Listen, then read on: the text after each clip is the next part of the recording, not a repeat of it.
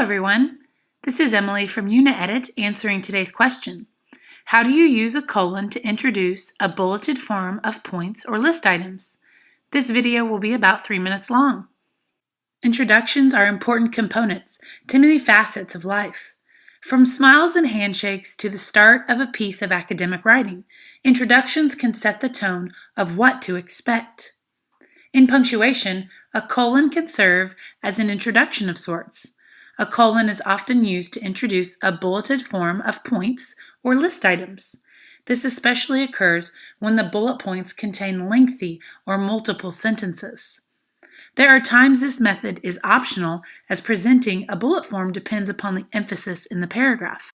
When the reader expects to see the list immediately after the sentence, then a colon must be used. Here is a correct example of a colon. Our study addressed the following aims, colon. Aim 1, Aim 2, and Aim 3 are then listed after that statement. Now we have a missing colon example.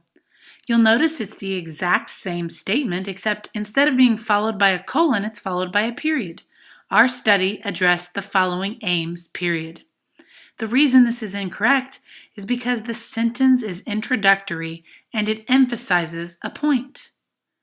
By contrast, when the reader does not necessarily expect to see a list immediately, no colon is used. For example, the figure below shows the setup, period. An incorrect version of this would be the figure below shows the setup, colon.